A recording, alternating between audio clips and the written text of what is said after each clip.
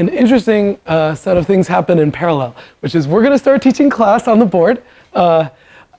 I do have training as a math professor, so in theory that should be okay. And in the meantime, Helen or Andrew, where'd he go? Back there. Can you guys can one of you guys see if you can get my laptop to connect to the screen, and the other of you contact the AV people? I'm going to let you two work that out amongst yourself. Okay. Well, it's a pleasure to see you guys today, and thankfully we're doing more or less a mathematical topic anyway, so we're going to have an interesting challenge, which is your professor giving a lecture off the top of his head without the benefit of the visual aids that we thought we had.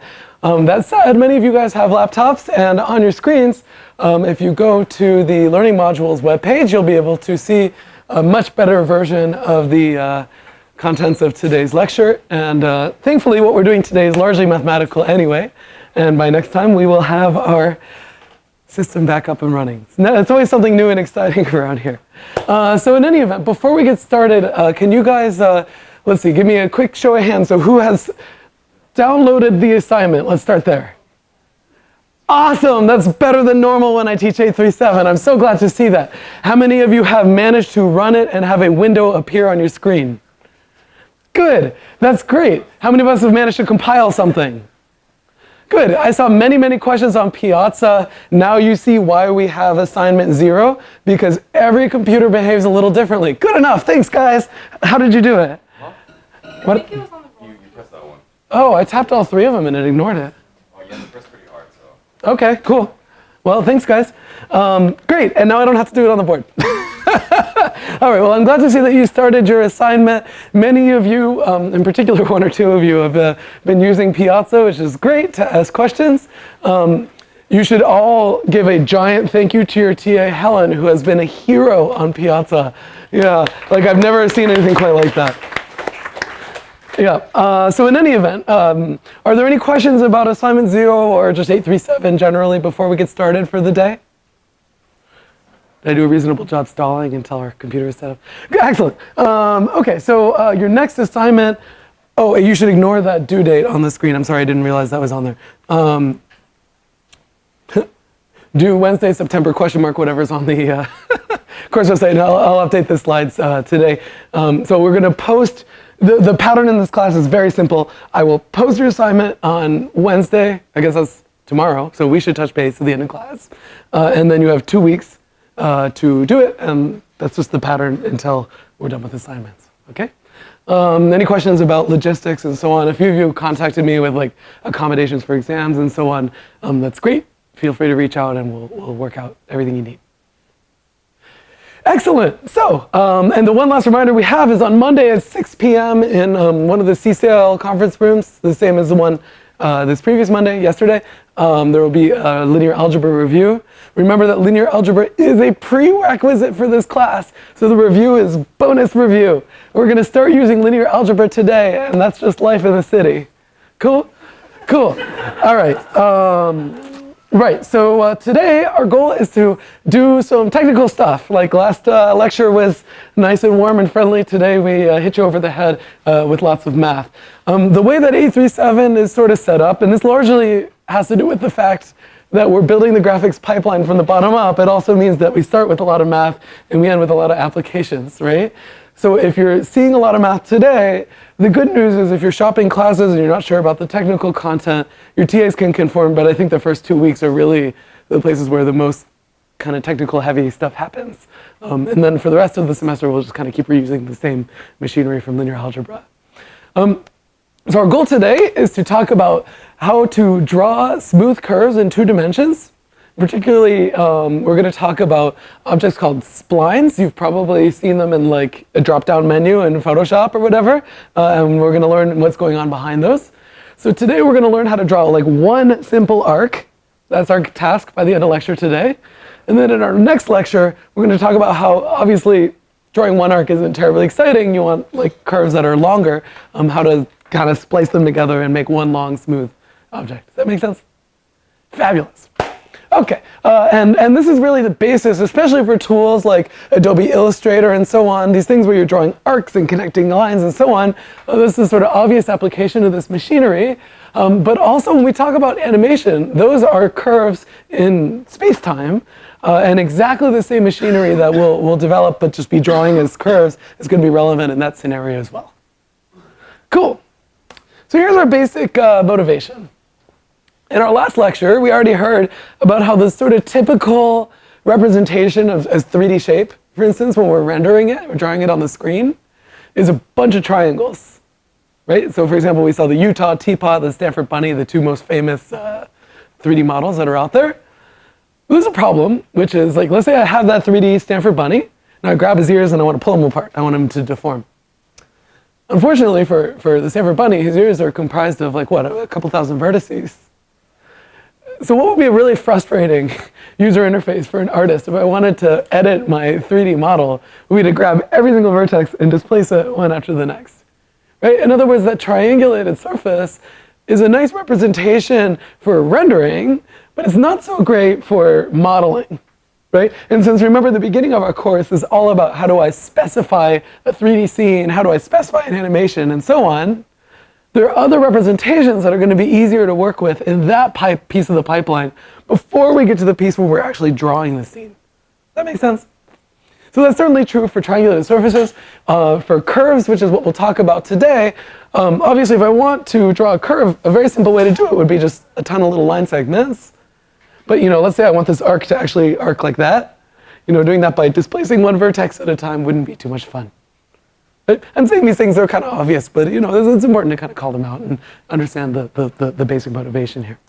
So in other words, what we want is a higher level representation of curves and surfaces, but at the same time, at the end of the day, we're going to have to draw it, and it'll be convenient to go from one of those representations to triangles, line segments, and all that good stuff in a fairly easy fashion. Does that make sense? Fabulous. And there are many, many options for doing that. So, as a geometry professor, it is morally and professionally my obligation to introduce you to a tiny bit of the theory of geometry for like 5 minutes or less, just so I can check it off and I can sleep at night. And then we'll go through the sort of calculations that actually matter for a class like this. So basically, 97.5% of the things that we'll talk about rendering in this course fall into two categories. Those are curves and surfaces, right? And these are phrases that I think we hear a lot in everyday life, or at least I do because I'm a graphics professor, but we don't necessarily define them very carefully. We won't in this course. We're not going to talk about Riemannian geometry, but very roughly, I think we can all agree that a curve is something where if I took a magnifying glass super close to it, it would eventually look like a line. So in other words, it is a locally one-dimensional object, and a surface is a locally two-dimensional object. Yep, pretty reasonable. One kind of fun thing to kick around in the back of your head, and if you come hang out in my research group meetings, which all of you guys are invited to do, are surfaces that we see in computer graphics really the end of the story? The answer is no, right? Most surfaces, especially in computer-aided design, are what we call boundary representations. If you're a CAD person, you call it a B-rep because that sounds cooler. And the basic idea here is that, like, when I render a surface like this table, basically what I have is a very thin slice through space, which is the outside of the table. But of course, the table has an inside, right? So the table, I would argue, is a three-dimensional object. It's neither a line, neither a curve nor a surface, but actually a volume. So for some of these new kind of computer-aided design applications, there's some additional work you have to do. But in any event, in this class, we're mostly concerned about rendering, and of course, just seeing the outside part of the surface is enough for that. Yeah? Okay. So first of all, there is an ambiguous term that shows up a lot in geometry, and that's the word dimension. The question is, how many dimensions are there in a curve? And I would argue there are simultaneously 1 and 2, at least when the curve is on the screen like this. When it's in 3D, like this caution tape, which is separating me from my students for some puzzling reason, then maybe it's a different matter. So the curve sits on the plane, right? It sits on the plane of the projector screen here, which is a two-dimensional object. Indeed, if you took your machine learning course, you did principal component analysis on the points on the curve, you get that there are 2 dimensions here. But of course, if you zoom in closely, this is really parameterized with a single function of t. So in some sense, it's also a one-dimensional object. right?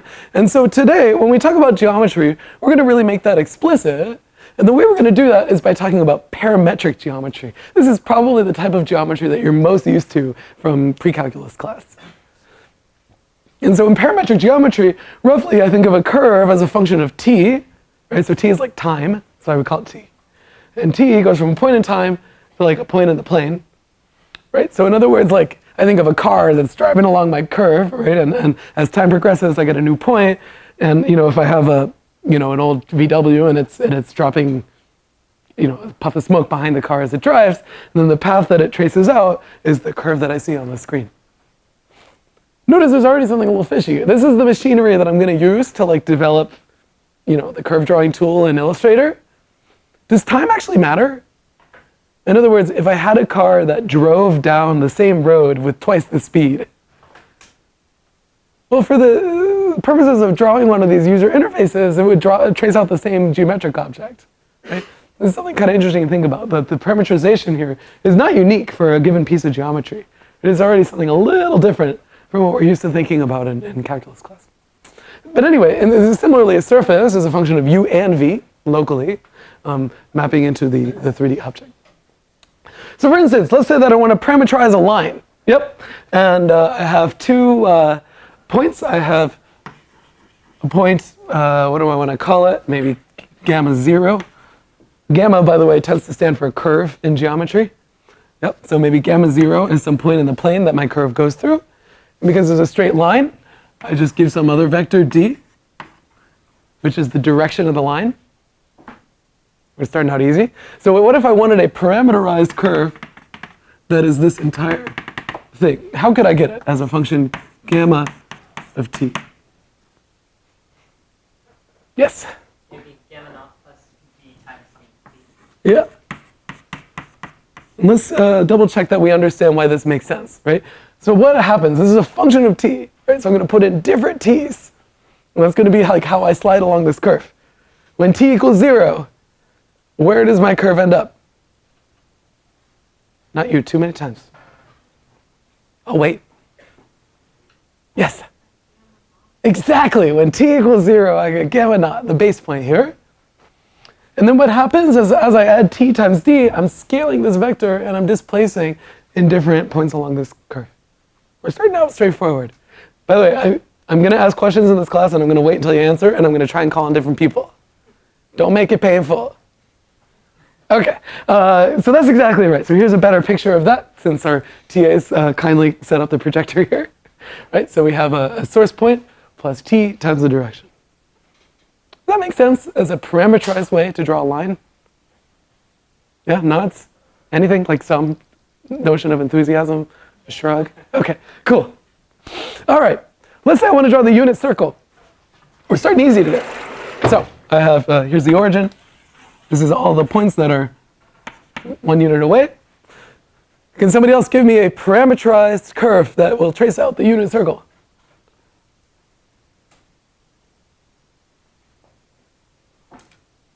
Yes? Could have like gamma x be like cosine of t, and then gamma y be sine of t. Exactly.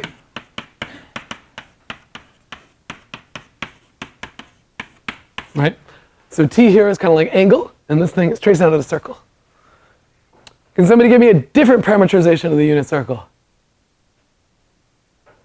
Okay, fine. Like cosine of 2t or cosine of t plus 1. Sure, like I could substitute a different t, Yeah. right? I could speed up my car as I drive along this thing. How about something that kind of looks different? Yeah, cool. Negative cosine of t. I could put a minus in front of it. What if I'm allergic to trigonometric functions? Yes? That's absolutely right. So I could write gamma of t equals t, and that would be a parameterization, at least of the upper half of the circle. Notice that these two things look very different as functions of t, but they actually trace out the same shape. That make sense? Cool. Now let me figure this thing out. I gotta start dressing in a more professorial way so I don't have this problem. Okay. So now we get our point. This is the idea of parameterized geometry, is that you're writing down a function which goes from time to a point on your shape, And as time varies, you trace out that thing sort of like in the exhaust pipe behind your car. Okay, is that the only way to model a shape? The answer is no, there are many.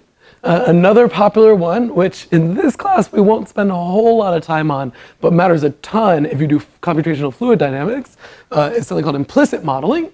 So that would be like if I want to model a curve, at least a closed curve, I put a whole function on the entire plane, and I look at the locus of points where that function equals 0, say, like that level set. Right? So if here like the function value maybe is color, and I just extract out the white points, then that traces out a curve. And that's what we call implicit, right? Because I didn't sort of explicitly give you a point on that curve. I'm giving you like a kind of indirect relationship which defines that thing, right?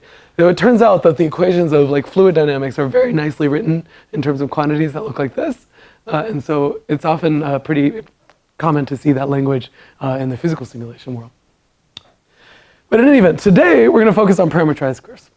Okay, so that's our goal. How do we model curves in a nice fashion that is amenable to computer graphics applications?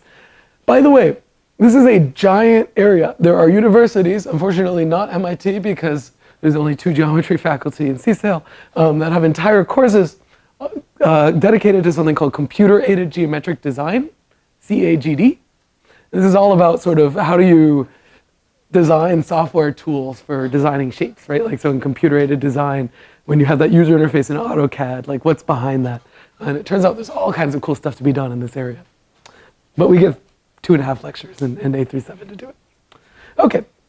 And of course our considerations are ease of editing, like we already talked about. Conversion to a polyline. Polyline is a fancy term for a bunch of line segments.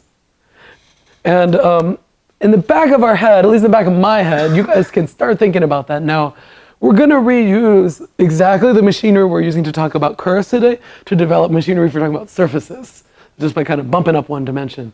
And so we're going to see that that's not terribly hard using the representations that we'll talk about here. Okay, and it's not hard to find places where curves appear in graphics, everywhere from vector graphics tools, like on the left is Inkscape, which is knockoff Photoshop that you can get for free. On the right-hand side is animation, right? So like if I want to animate this ball bouncing, then maybe I draw a curve, which is the path in time. They're both curves, and the representations are the same.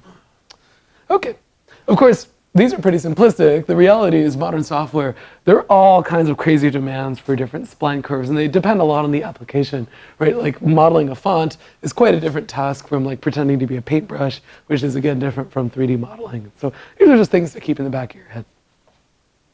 So as a starting point, of course, one thing we haven't talked about is what do I actually do once I have a bunch of line segments? We're largely going to defer that discussion to when we talk about rendering, right? In particular, there are all kinds of beautiful algorithms for drawing lines.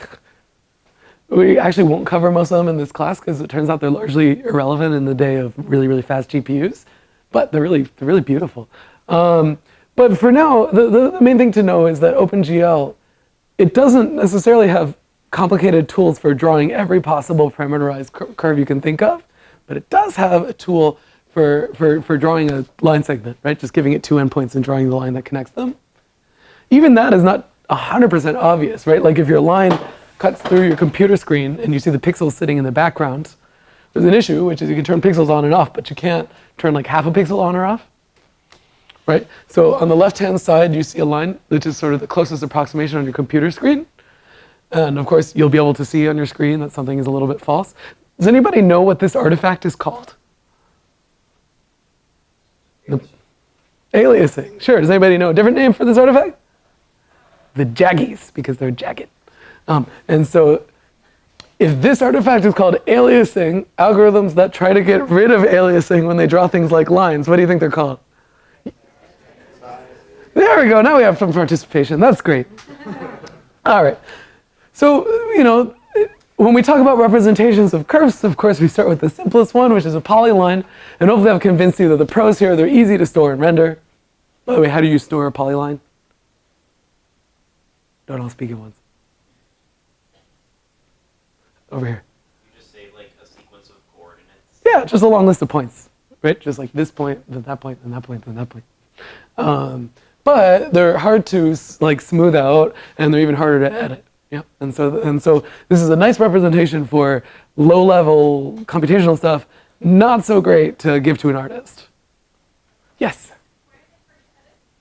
Well, they're hard to edit at a high level. So if I displace this point, its neighbors stay put, right? So if my goal is to like unfurl this curve, it's actually quite difficult to do that manually. Yeah, it's a good question. Any others? Okay, right. So in any event, of course, if I don't have a polyline, it's extremely easy to get one from any of the parameterized curves we'll talk about today. So all I do is plug in a bunch of values of t. Of course, that gives me gamma of t, right? It gives me a point. And I can get a reasonable approximation with a polyline by just connecting those with straight line segments. If my approximation is not good enough, what do? Add more points. Yeah, told you, we're starting easy today. Okay. And of course, the more points you add, the closer you get to the curve. One of many fun questions to think about. Do I need as many points on, say, this segment as I do on this like very bendy thing? Probably not. So even though like this goofy algorithm, like, well, what if my curve isn't detailed enough? What do? Add more points? Yeah, that's version 0. Version 1 is what we would call adaptive subdivision, where you add resolution where you need it, and then suddenly it jumps forward 100 years and is much more challenging to think about. Okay, so this is our simplest representation of a curve, but it's not terribly easy to work with from a user's perspective.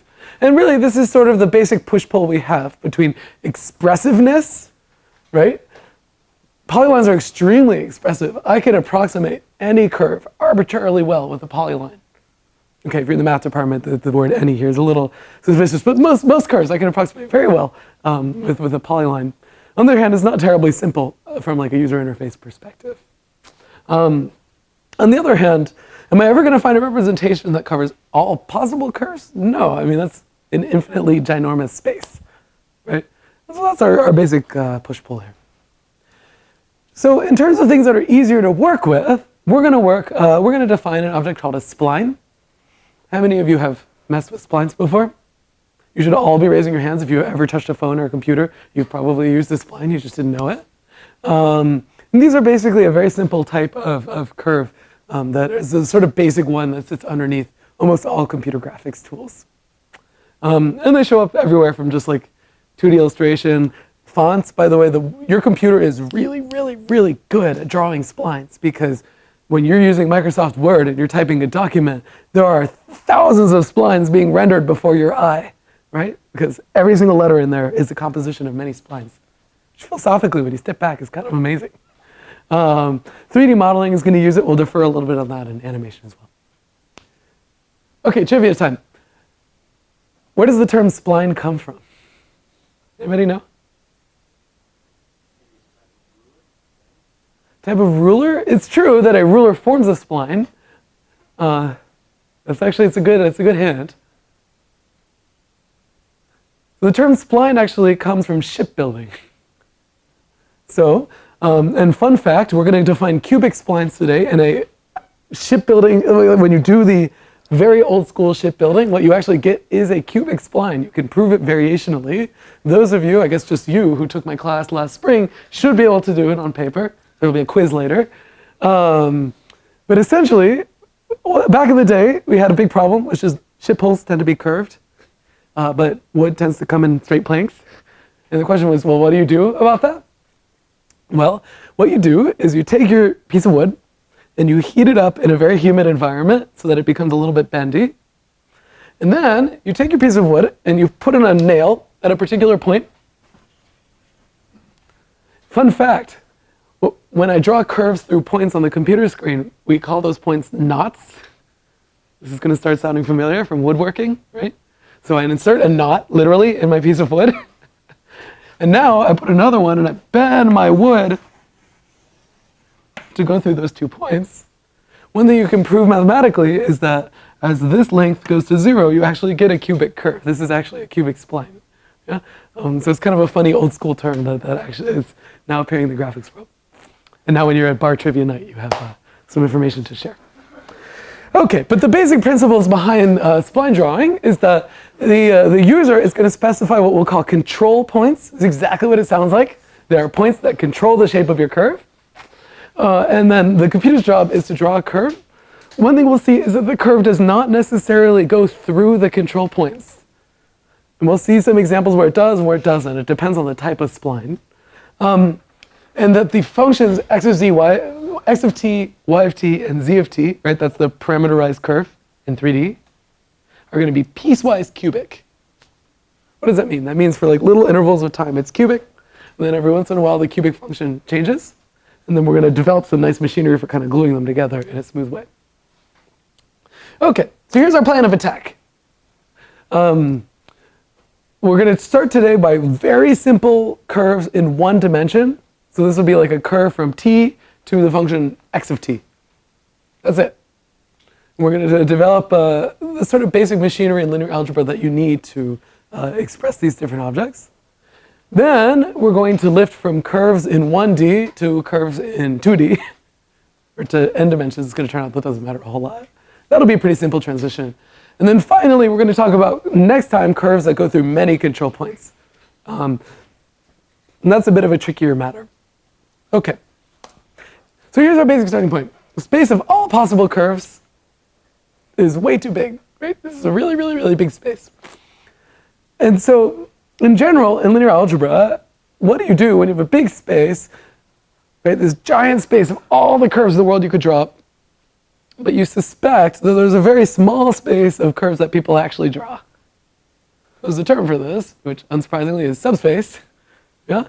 And that's exactly the sort of philosophy we're going to take here, is that the span of all curves is too big, so we're going to put a basis in that space which is smaller.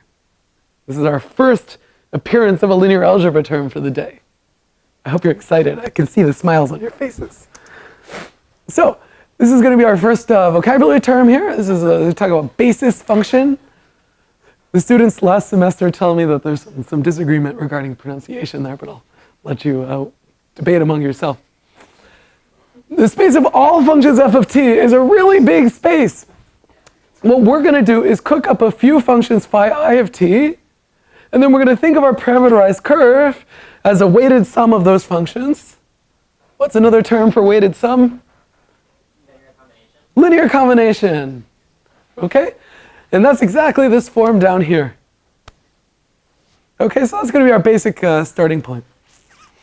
And what you'll see if you take a course in computer-aided geometric design is that people got all kinds of work to define big sets of basis functions. Like it could be cosine and sine, it could be t squared and x of t and whatever, you know? And different ones have different properties. Incidentally, I see many of you taking notes, and that's awesome. You also do know that the slides are online, so you don't have to copy down every word. Okay. So the simplest basis for functions, not all functions, but polynomials specifically, are something called the monomial basis. Hopefully this is a term we kind of remember from pre-calculus class. So the monomial basis for functions is a set of functions that are very simple. It's a set of functions that look like t to the something. Right? So, the, zero order monomial basis function is just the function 1. Yeah? Phi 1, the first order one, is the function phi of t equals t. Phi 2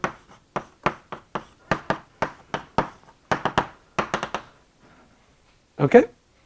So, if I have any quadratic function, right, like 7 plus 2t squared minus t, yeah? Notice that I can write any quadratic function in this basis, right? So even though we're not writing our linear algebra the way that you guys are used to, like with vectors that are like long lists of numbers, sort of a similar thing is happening here. Now what do we do? Like when you took your linear algebra class, I forget the number of the class here, whatever, 18.76543. This MIT system is confusing to me. I can't remember any of the course numbers. What do you do to bases? You change them, right? You do all kinds of change of basis. Right? And polynomials are no different. So in particular, here's a very simple problem, right? I give you a polynomial. Can you write it in the quadratic polynomial basis? The answer is, yeah, you just read the coefficients, right? So this would be like phi 0 minus phi 1 plus phi 2. Hopefully it's right. Yeah? Everybody makes sense? Right? So in some sense, I could think of this function, I could identify it with a vector, right? I can write it as 1 minus 1, 1. Right? And this would be like the vector that represents this function in the monomial basis. But the big takeaway from our lecture today is that the monomial basis is not a good basis for polynomials in the applications we care about. It's the one that you study all the time in high school because it's simple, but there's, God didn't say that we have to use this basis, and in fact, it's pretty hard to work with, right? So for instance, let's say that I want a curve that goes through this point, and this point, and I ask you to figure out how to do that in the monomial basis. It's not so easy, right? And so there are other bases that make your life a lot easier, and that's going to be our basic takeaway for the day. Okay, so again, to put a little bit of linear algebra perspective on this, we now have 3 basis functions for quadratic polynomials, right? So we can say, I'm going to review our linear algebra terms, right? The span of these 3 functions is the set of quadratic polynomials. Yeah? Yeah, nods? Okay, good. By the way, when you see this triple equals sign, that's math people symbology for identically equals 1. Right, so this is 1 for all t, kind of. Okay.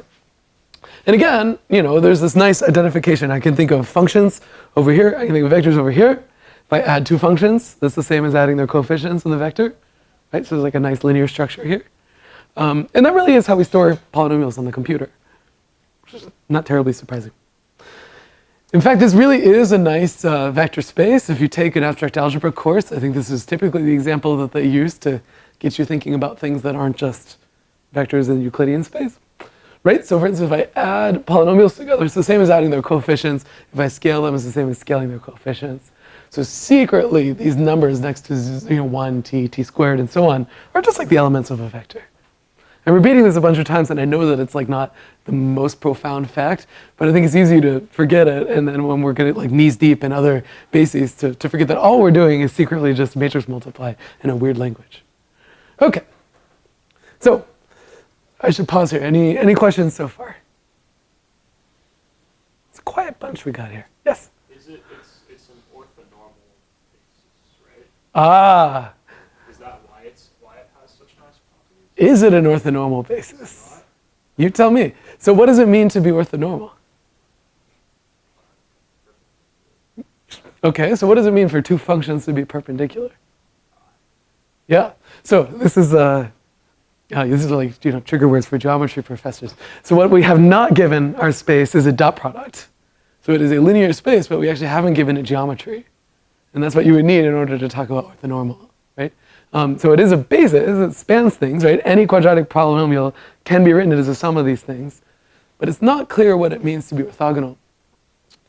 Incidentally, there is a standard notion of what it means to be orthogonal, which is you multiply 2 functions and you integrate. And these are not orthogonal with respect to that inner product. Is anybody, we're going to sidestep for 10 seconds and then go back to our regularly scheduled content. Can anybody name an orthonormal basis in that inner product? Has anybody taken an electrical engineering course? Seen the Fourier basis? That's an orthonormal basis in that inner product. These ones can be made orthonormal by running Graham-Schmidt, by the way. But doing that is a little bit outside of the scope of our discussion here. And a beautiful thing happens when you do that. We can go back to that. Okay, right.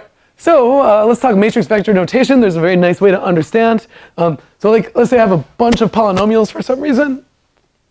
Well, then, and this is, by the way, makes sense, right? So if I have a curve in 4 dimensions, I guess what I have here, right? Then I can think of it a curve where it's like a vector in R4, where every element is given by a different polynomial. Does that make sense? And the beautiful thing is that this is a matrix vector multiplied, right? So the matrix is like the coefficients of the different polynomials, and the vector in this case is the monomial basis. Kind of cool, huh? There's just a bunch of different languages we can use to make things that you guys probably have seen 100 times look more complicated. Fabulous. So what are the typical things that we do with curves? We like to interpolate data, we like to draw them. And the monomial basis is not terribly practical for that, right? It's practical for doing calculations. And in particular, let's say that I wanted a curve and I wanted to go, I have t0 and t1 and I want to specify my curve at these 2 points. Already it's not 100% obvious how to go to this particular representation given those 2 points, right? There's a little bit of algebra you have to do. Not a ton. I mean, you guys did this in Algebra 1, but a little bit. And in fact, this problem gets even more complicated, right? The more dimensions I had to have quadratic curves. Moreover, when we talk about interpolation, there's something a little bit funny about the picture I just drew you. So let's say you're an artist. Perhaps you are an artist. I definitely am not. And I have my user interface, and I draw these 3 points. Is this the curve that I would probably expect? You're shaking your head. Why are we shaking our head? You were shaking your head. What's wrong with this curve? Right here. You'd expect Yeah. one of the vertices to be at the peak. Yeah, there's this weird spurious feature here, and my mom texting me, so we're going to turn that off. Which is the interesting part of this curve is happening somewhere where the artist didn't specify. Yeah? And so that's somehow unnatural from the perspective of modeling, but when we work in these polynomial bases, it's just what happens. That's just life in the city. Yeah? And so that's something we have to be a little bit wary of. That motivates our change from quadratic polynomials to a different basis of functions. In particular, how many of you guys have played with PowerPoint, Illustrator, or another tool? All of you. So you have undoubtedly seen a user interface element that looks something like this, right? Which are 2 points and 2 tangents. And this is the sort of typical way to draw a curve on the computer. And so far, we haven't really developed a way to do that, and that's what we're going to do now. Yeah? So first question we need, let's say that we're going to stay in the polynomial basis, right? How many pieces of data are going into specifying my curve? Again, 2 points and 2 tangents. 2 plus 2 equals... Thank you. There's now some participation. That's an MIT undergraduate degree does give you something. All right, so so what degree polynomial do I need if I have 4 pieces of information going in? Let's vote. Degree 5. Degree 4. Degree 3. The 3s have it. That's because we got to start counting at 0, right? Because the degree 1 polynomial already has a function associated to it, right? Or degree 0 rather, polynomial has the function, the constant function. Wow, I phrased that poorly. Let's try that whole sentence again. A degree 0 polynomial is the constant function, which is already enough to fit 1 data point, right? So the degree is 1 less than the number of information you have going in. So let's make that a little more formal. So we have 4 pieces of data that my user has specified. They've specified 2 different points on my curve and the derivative, right, the tangent of my curve at 2 points. That makes sense? Cool. So in general, what do we have? So we have a curve. Incidentally, I have horrible handwriting. As we get to know each other in 837, you should all feel welcome to tell me you can't read something or just like throw something at me, let me know I should stop. My course feedback a couple years ago when I taught differential geometry was that I had serial killer handwriting. I don't know what that means, and I'm a little bit concerned. Okay, so let's say that I have a polynomial, P of t. Remember, we need degree 3, so we're going to say is a t cubed plus bt squared plus ct plus d. Right? So we have p of t at 2 different points in time, and we have p prime of t at 2 different points in time. Right? That's our inputted data. So as a convenience, it'll probably be useful to have p prime around as a formula. Let's go ahead and do that. Hopefully you all can differentiate this function. I'll do it for you. This one's for free, but my hourly rate is high if you do it in the office hours. Okay, so this is 3at squared plus 2bt plus c. Cool? All right, I haven't made any mistakes so far. I think I'm doing better than most years. Yes. Okay. And in particular, we're going to give our input data. Remember that our input data is like f of t naught, f of t1, f prime of t naught, and f prime of t1. Without loss of generality, WLOG, we're going to take t0 to be 0 and t1 to be 1. Because remember, it doesn't matter the speed that my car drives through the curve. That makes sense? And it's going to make our calculations a lot easier because zeros are nice things. Okay, so first of all, what is P of 0?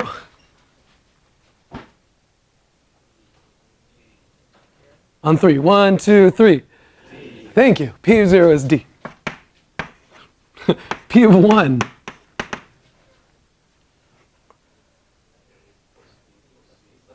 There we go. Yeah, just put your instructor out of their misery. A plus B plus C plus D. What's P prime of 0? C. And by the way, I'm not checking this, so I'm hoping you're right. And what's P prime of 1? 3A plus 2B plus C. Cool. This notation is a little ugly, so what do you think we're going to do with it? Yeah, we're going to write it in linear algebra language because we're all grown-ups here. Okay, so let's do that. So, let's make sure that, yep, we're good so far. And we plug in 0 and 1. And remember, by the way, that our input data is exactly these 4 values, right? So we have, this is, so like H0 is f of T0. So that's H0. F of T1 is H1. This is H2, H3. Cool. So let's write this in matrix vector language. I already scared one up for the day. Okay, so this is H0, H1, H2, H3. Yeah. Sum matrix times A, B, C, D. Okay, so let's do the first row. What is H0? Well, it's just D. Remember how matrix vector multiply goes? It's like that, right? So I want D, I put a 1 here, and zeros everywhere else. Right, this is just secret language for D. Okay, so H1 is A plus B plus C plus D. So what should this whole row be? 1s, there we go. H2 is C, so that'll look like 0, 0, 1, 0. And this guy is 3A plus 2B plus C. So that's 3, 2, 1, 0. Okay. Now, why did we go to all this work? So, we have this nice relationship here, which hopefully these two things agree. They do. Okay. Good. So, our input data are these 4 numbers, but so far we only know how to write polynomials in the monomial basis. That sentence was a mouthful. Did you guys parse that? So let's try that again. The only basis that we have so far for polynomials is 1t, t squared, t cubed. The input data that we got was f of 0, f of 1, f prime of 0, f prime of 1. And the question is, how do we take those 4 numbers and write down the degree 3 polynomial that has those 4 things specified? So in other words, what we really need are a, b, c, and d, right? Those are the coefficients of t, of 1t, t squared, t cubed. But this is the information we have. They're related by a matrix multiply. I see your hand, but I'm ignoring it. I like you, and you're cool, and you're participating, but we do need more other people too. Again, our unknown is here. We have this information and this information. Yeah. Exactly. Multiply both sides by the inverse of this matrix, which conveniently I have done for you here. One thing we will not do in this course is compute matrix inverses by hand, because that's stupid and it's not a useful skill. Don't tell your linear algebra professor I said that. Okay, so the inverse of this thing is here. And again, let's bond with this formula spiritually for a second. So like, what is this thing telling me? It's telling me if I know f of 0, f of 1, f prime of 0, f prime of 1, I put those 4 numbers into a vector, and I multiply it by this matrix, what comes out are a, b, c, and d, where a plus bt plus ct squared plus dt cubed has the property that these 4 pieces of information are specified. Nuts? We get that? It's easy. This is like, these are calculations that are locally easy to follow, and globally it's easy to forget what you're doing. Okay. So now, finally, we can talk about bases here. How are we going to do that? So let's say that I have a polynomial f of t, p of t rather, right? And I've written it in this basis. And we now have a way to convert from the a, b, c, and d to h0, h1, h2, h3, and back, right? So let's say that I plug in these expressions here. So that's what I've done here on the screen. Do you guys see that? So for instance, notice 2 minus 1, 2, 1, 1. If we look at the first row of that matrix, 2, minus 2, 1, 1, and so on. And now what I did is I regrouped. So rather than having the t's on the outside, I'm going to take all of the h0 terms and put them together. Right? So notice that's 2h0t cubed minus 3h0t squared plus h0. Right? So again, 2t cubed minus 3t squared, 1, right? And that's what's going on here, and so on. And that's how I got this expression on the screen. Nods? So, here's the profound, awesome, exciting thing that just happened before your very eyes.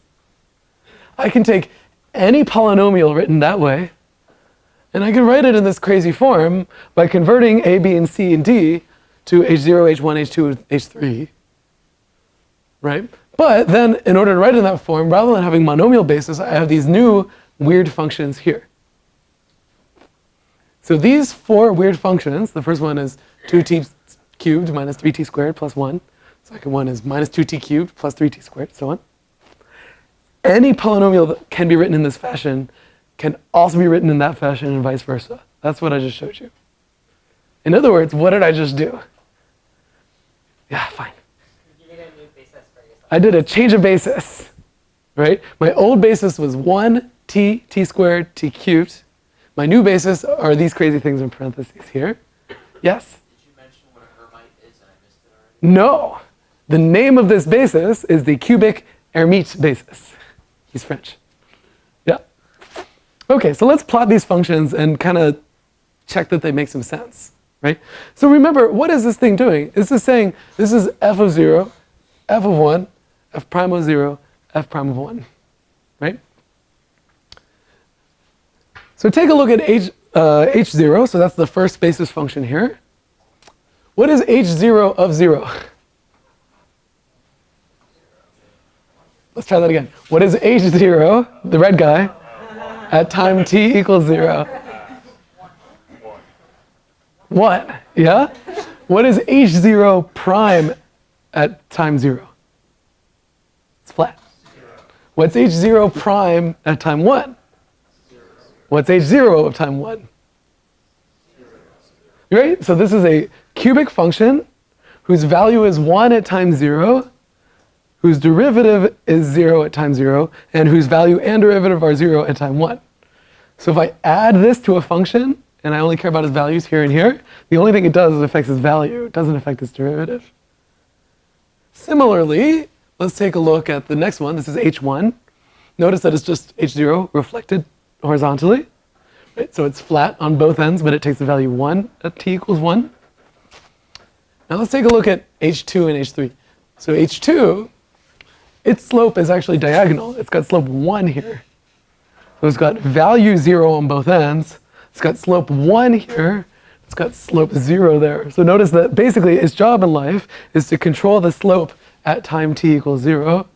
And vice versa, h3, it always confuses me because it points down, but remember the derivative that matters is this way. It's derivative 1 at time 1, and value and derivative 0 everywhere else. So it's like kind of unsurprising that this is the basis that comes out, right? Because this is sort of the data that went into how I derived this thing. This is called the cubic Hermite basis.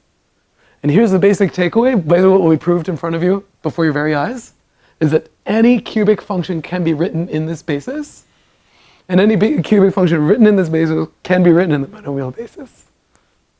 That make sense? So let's do an example. So let's say that I give you, it's going to be a little bit of a smart-ass example. Let's say that I give you a function, and I tell you a few pieces of information. I tell you that f is cubic, right? I tell you that f of 0 is, I don't know, 7, f of 1 is 23, f prime of 0 is minus 34, and f prime of 1 is pi. Give me a cubic function that satisfies these 4 things.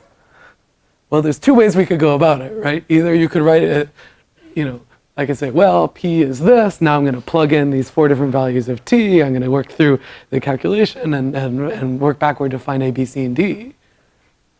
Or, well, now we have a new way of doing it. We just know, based on how we constructed this basis, that f of t is equal to 7 h0 of t plus 23 h1 of t plus, well, minus 34 h2 of t plus pi. Now do you see why we like this basis? When I specify our 2 points and 2 tangents, I don't have to do any work to find the cubic curve that satisfies those constraints. I just know it. I just read it off of this formula. Okay. Whew, getting myself all hot and bothered here. Okay. And that's the really nice thing, is that if I have a curve and I have this data and I want the cubic curve that satisfies these 4 relationships, I just plug in. There's no algebra to be done. Okay. Any questions so far? Excellent. So remember, there's really 2 perspectives. One is that we just cranked through a bunch of calculations involving t's and functions and so on. The other is that behind the scenes, you could have described everything we did in just matrix vector multiply language, and these are identical calculations. Okay. So now we have a basis which is not the not the monomial basis for cubic functions, and we can see that at least for this kind of graphic style task where I specify a curve as 2 points and 2 tangents, this one is probably more convenient. Right? No matrix inversion needed. Okay, so we're going to come back and construct some more bases in a minute, but we're going to step sideways for a second and talk about curves that are of more than just like one value at a time, so like curves in the plane. How could I get a cubic curve in the plane? Well, I can just make the x and the y just independently of each other cubic functions, right? So for instance, let's say that I specify a curve by giving you 2 tangents to my curve. What are those? Well, the x and y component of the tangent is nothing more than the first derivative of these 2 functions. So the same machinery applies. I just put it in x and y independently, and that explains what's going on inside of that PowerPoint user interface. All they do is a slightly sneaky thing, which is that the tangent that you draw over here is giving you gamma prime of 0. The tangent that you draw over here is actually giving you minus gamma prime of 1. Because gamma prime points in that way.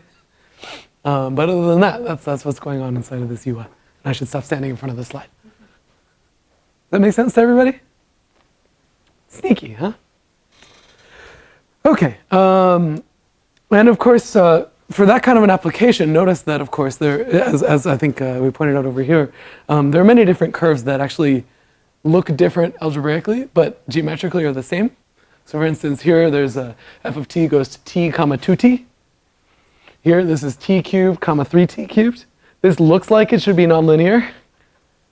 But notice that the second guy is always a multiple of 2 of the first guy. So secretly, this is just drawing a straight line. It's just a straight line where the car is slowing down and speeding up as it draws along the thing. Okay. So now we're going to introduce, and of course I'm running late because I get all excited about curves and then we move slowly. That's okay. The good thing is that we got all semester to cover this stuff. We're going to talk about one more basis for cubic polynomials, which is going to be convenient for a lot of constructions that we'll have in this class. So far we've seen the Hermite basis. The next one we're going to see is the Bernstein polynomials, not to be confused with the bears. And this is going to be sort of an elegant algorithm for computing points on a cubic curve. So far we actually have a perfectly elegant way of doing that, which is plug in t values here and just crank.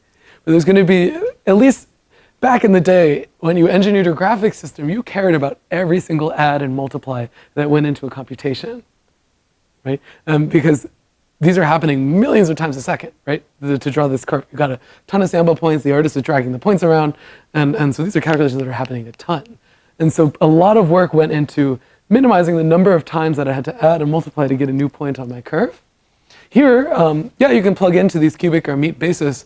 There's actually a lot of multiplies and adds, right? Because you have to do t cubed, t squared, t and 1, and you have to add, multi-scale those and add them together. There's a trick we're going to talk about next, which also is a really beautiful geometric construction, which is going to give us a different basis for curves. Okay, and that has to do with the cubic control polygon. We're like covering all kinds of cool terms today. Okay, so the control polygon, our cubic curve is going to be the green guy. The control polygon is going to be 4 points. It's going to be 2 points on the curve, just like we had before. And then we're going to have 2 more points with the property that if I subtract these 2 things, I get, turns out for algebraic convenience, 3 times gamma prime at time 0. The 3 here doesn't really matter. It's just going to make this picture a little easier. And similarly, if I subtract these 2 guys, I get 3 times gamma prime 1. So we're going to define a basis, and we're going to come back and kind of check that this magic happens. Notice that this control polygon is already kind of nice looking, like it kind of surrounds the curve in a nice way, and its tangent here. And to do that, we're going to construct something called a cubic blossom. Has anybody seen this construction before? Probably not. Okay. So, I warned you guys that today's lecture is the most math that we do in this class. But the good news is that your midterm isn't for like, what, 8 weeks, so you got a lot of time to digest it.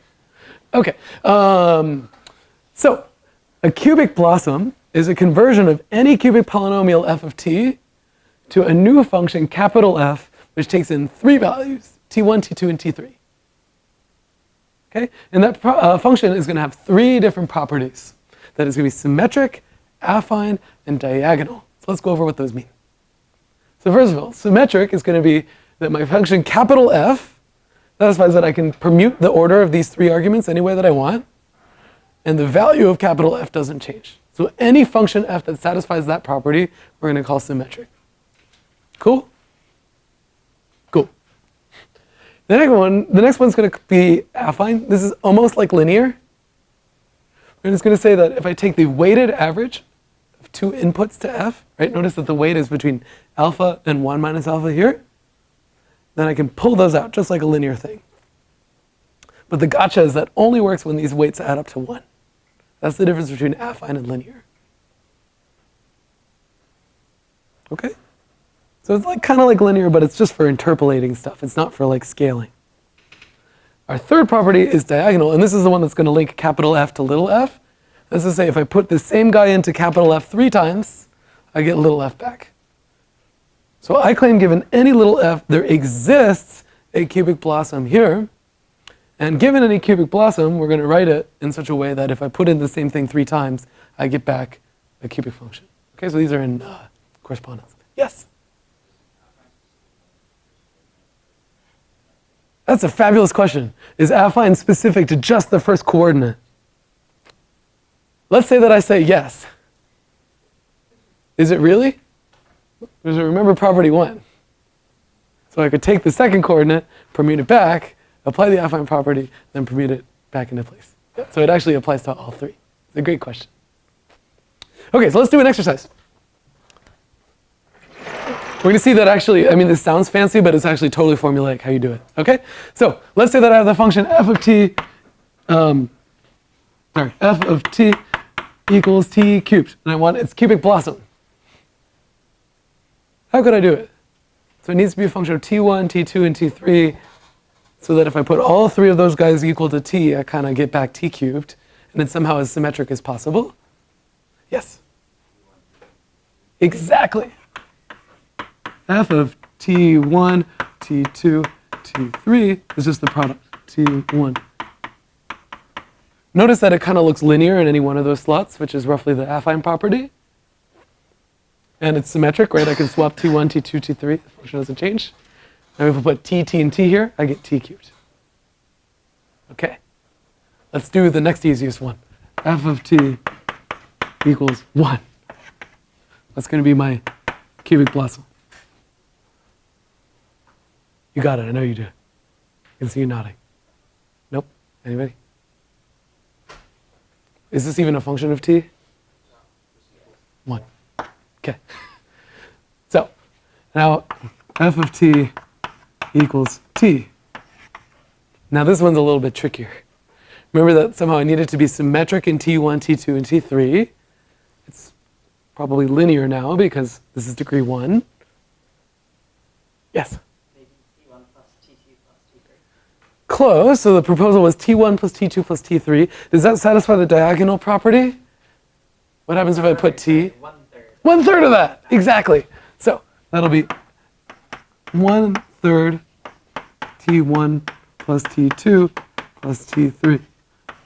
This is kind of sneaky, right? So what it did, if I put t in 3 times, I get 3t, and it's canceled out by the 1/3, and it's somewhat symmetric in all the different parts. Hopefully you guys are seeing now that these properties actually play out kind of nicely in an algebraic way. Like it's not too complicated. And finally, f of t equals t squared. This is mildly more complicated. So we kind of need all the possible ways to multiply different pairs of t1, t2, and t3, right? So one way to do it would be, right, 1/3 t1, t2 plus t2, t3 plus t1, t. You can double check it satisfies all the properties you need. Whew. Now, if I have an arbitrary cubic polynomial, how could I write it as a cubic blossom? Well, I can just combine these things. So I basically did all your work for you. This makes for a great exam question. Okay. Right, this was introduced in 1987. It was a good year. It was when I was born. And also because cubic blossoms were invented. Okay, and this, right, so here's our examples of cubic blossoms. So I'm going to let you guys at home do our exercise, which is to find the cubic blossom of this polynomial I've given you at the bottom of the screen. I encourage you to share your answer on Piazza. I'll give you a hint, which is it's, 3 times that, minus that, plus that. And I'll let you fill in the details at home. Okay, so let's return to our control polygon picture. Okay, so now we're going to think of a cubic curve. So let's say that I have a cubic curve in both x and y simultaneously, right? So the x-coordinate is a cubic curve and the y-coordinate is a cubic curve. Okay, just independently, I can do that. And I find the blossom of those 2 cubics. Now we know what that means, right? So essentially, I now kind of have like f1 of t1, t2, t3 is the blossom of the x-coordinate, and f2 of t1, t2, t3 is the blossom of the y-coordinate. And I'm going to label 4 points on the plane.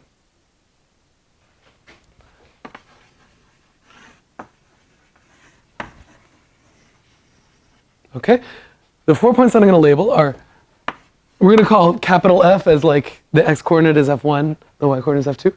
So this is f of 0, 0, 0. I'm going to omit the commas because I'm boring. F of 0, 0, 1, f of 0, 1, 1, f of 1, 1, 1. Cool. So already we have 2 points on our cubic curve. Where are those points? I only ask easy questions. Where are the 2 points on my cubic curve? Exactly, because remember our property. What we secretly did was apply the diagonal property, right? This is really our curve f of 0, and this is our curve f of 1. Cool. All right. Everybody with me so far? Yes.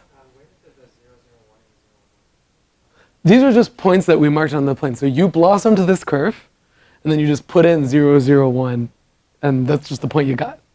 We're going to reverse engineer this soon and like specify those 4 points instead of taking a cubic and blossoming it. Like what we're going to find is these 4 points are useful ways to specify a cubic curve. Yeah. Yes.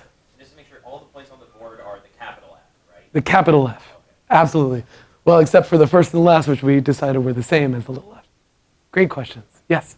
So for the cubic blossom, is there a one-to-one correspondence of given a small f, you're going to get a single big f? It actually doesn't matter for our construction. I have to think carefully. I think the answer is yes, that the blossom is unique. But what we've argued here is that it exists. Yeah, which is what's going to matter for our... but like just counting degrees of freedom, the answer should be yes. That's the thing. Okay. For now, I'm going to keep moving because I really want to get to the end of this really pretty picture that we're going to draw in a second. Okay. So let's say that I take this line segment and I divide it in half.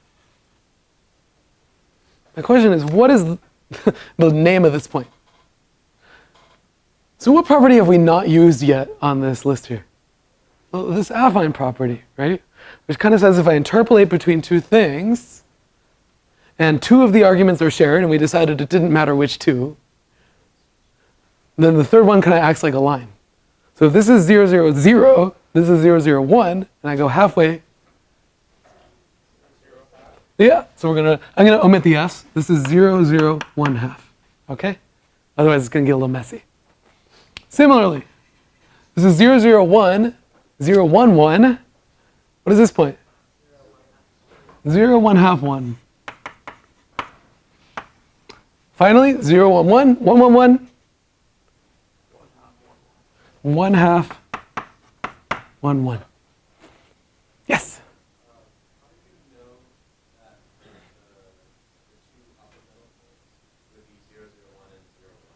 Because I define them to be that. Yeah. Yeah, nothing profound there. Yeah. Okay, so now I'm going to connect those points with line segments. I'm going to divide them in half again. Okay. 0, 0, 1 half, 0, 1 half, 1. So let's move this 1 half. Remember that by the symmetric property, a different way I could have written this is 0, 1 half, 0. And I have 0, 1 half, 0, 0, 1 half, 1. They now share two arguments, and the third is sliding. What is this point? 0, 1 half, 1 half. I see some puzzled eyebrows. I know this stuff is hard to think about the first time. I love teaching because it's really, really pretty. Okay. 0, 1 half, 1. 1 half, 1, 1. 1 half, 1 half, 1. Thank you, cool. Okay. What do you think I'm going to do? I got 2 points. I'm going to connect them with a line. I'm going to divide it in half. Okay? So now they both share 1 halves. And there's a third thing from slides from 0 to 1. So what is this point? A half, a half, a half. In other words, this is f of 1 half. So what did I just do? I just found a new point on my curve given these 4 control points. Isn't that beautiful? Yes, Justin, that's beautiful.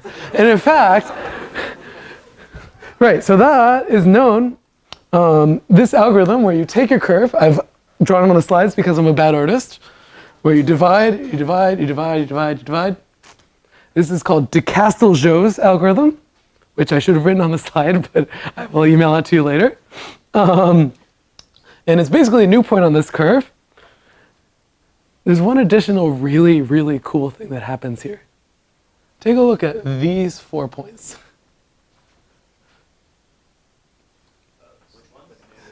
The lower envelope, 1, 2, 3, 4. They look an awful lot like the control points of the right-hand side of this curve.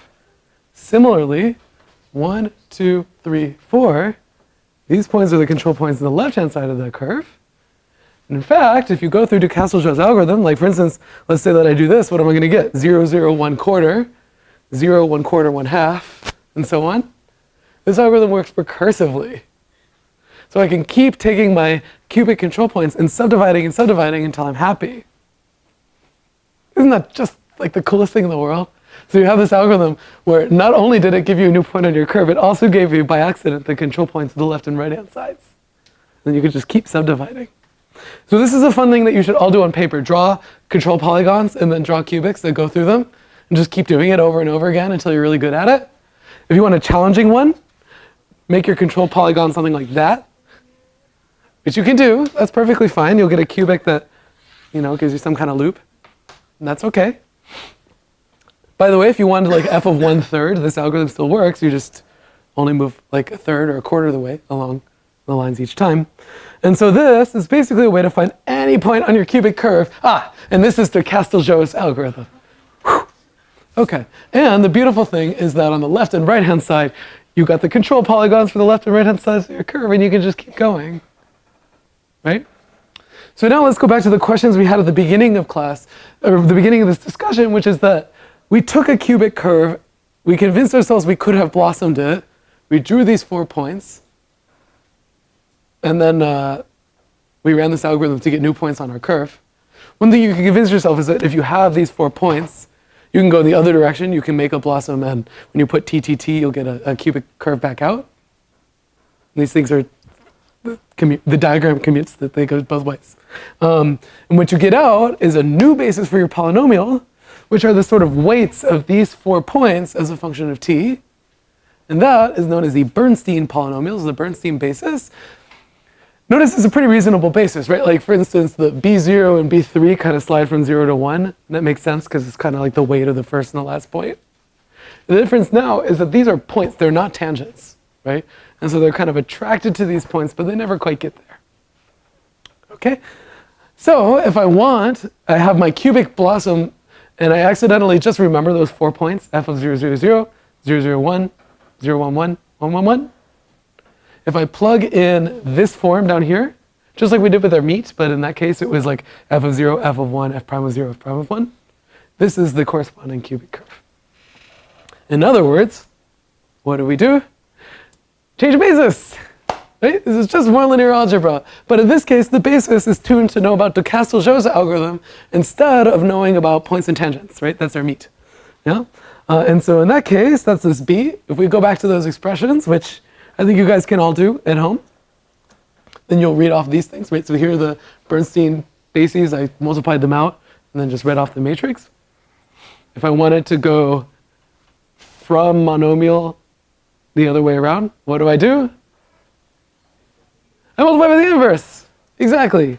And that's sort of the end of our picture. So now we have 3 different bases for polynomials. First question, is there any polynomial that I can write in one of these bases that I cannot write in the other? No.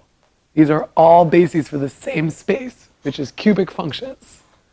But the point here is that some bases are convenient for calculations. Some bases are convenient for kind of geometric stuff like specifying points and tangents. And some bases are convenient for algorithms like subdivision, and they're not the same, right? And that by using these different bases, you can basically save or give yourself different, multiplies and adds. You can count that they're different for these different things. And the different ones are different for different tasks. In case we didn't have enough linear algebra notation, let's add a little bit more. So let's say that I have a cubic curve in the plane, right? Then I can always factor it as follows, right? So here's like x of t and y of t. I'll think of that like a vector. I can take the monomial basis here and multiply it by whatever my favorite basis is to go from monomial to the basis that I want. So for instance, this is the Bernstein basis now. Then I have the coefficients in that basis of the x and y components. So if I write this factorization, we call this the geometry matrix because it's specifying the geometry of my curve. This is the spline matrix because it's giving me the different bases. This is the monomial basis functions. Cool? That's beautiful. We're going to have a lot of expressions that look like in this kind of thing in this class. Like later on, we're going to talk about camera motion, and you're going to have, like the transformation from your hand to your arm, and your arm to your body, and your body to the ground, and the ground to the camera, and we're going to write it in a big multiplier like that. So this is a very common thing to see in this course. And so this is a very general thing. This is the sort of basic formulation of a spline. That you have the geometry matrix, the spline matrix, and the power basis, or the monomial basis, I think is a better term.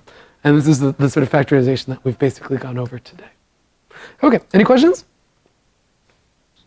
Don't all get up at, wait, yeah, we got like 2 more minutes, I promise. Yes? Is there a way to go from Bernstein to Ah, that's a great question. So we know how to go from Bernstein to monomial. We know to go from monomial to Hermite. So if we multiply those matrices together, we'll go directly from one to the other. Yeah. So everything you learn in linear algebra is relevant to this funny case. It's just that we're coding it in an additional layer of notation. Any other questions? Yes. What is Bernstein basis is canonical for Bezier? Right. So this slide is borrowed from an old version of 8 through 7. I should edit it. The Bezier curve is a curve that's specified with these 4 control points. By the way, in this class, because I can never remember vocabulary terms, on your exam, I will never give you, like, what is the difference between this thing, you know, this crazy French guy and this one, because it's irrelevant. You're problem solvers. Okay? But you're always welcome to ask these questions, because I forget. Okay, so before we finish, really quick, the last question that we're going to ask. So far, every curve we specify gets 4 pieces of information, right? Like 4 control points, or 2 points and 2 tangents.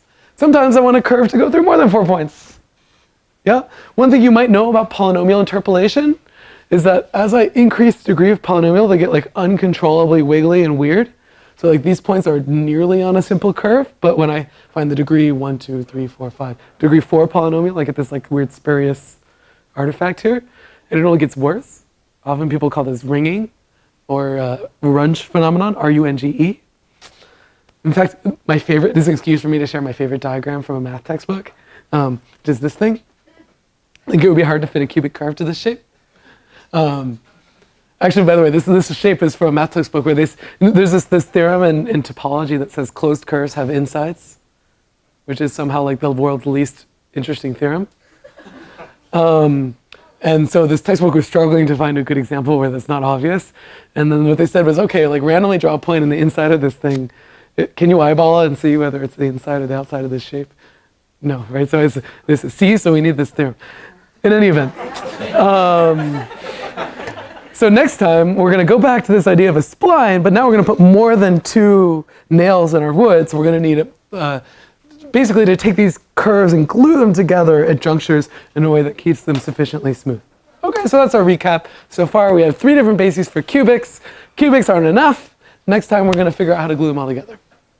Okay, so we'll see you guys on Thursday.